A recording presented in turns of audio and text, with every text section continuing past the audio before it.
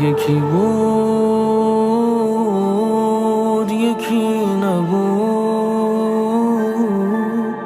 غیر خدا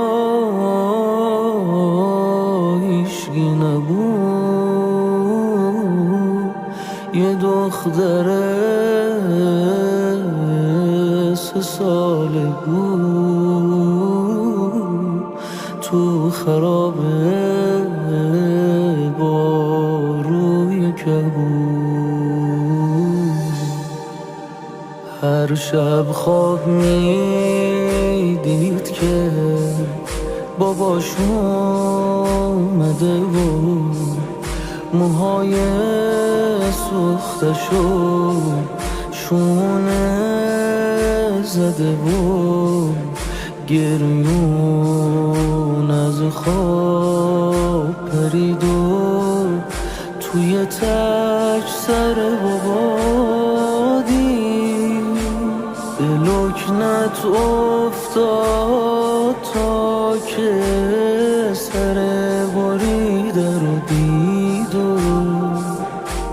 به لکنت افتاد تا دید جاهای چوب یزید و به لکنت افتاد تا که به موی سوخته رسید و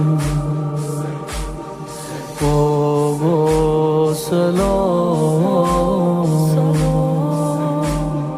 بی حس لبام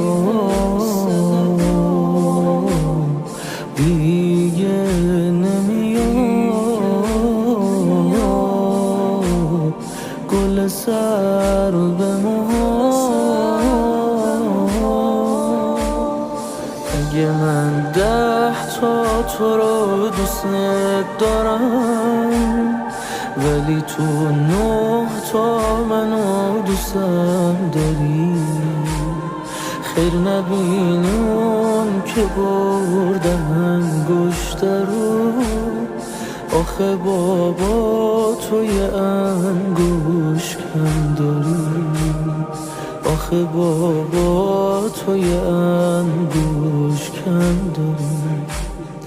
من فقط یکم موهام سوخته همین، یکمم کبود رنگم مگه نه. لباسام یه ذره نامرتبه،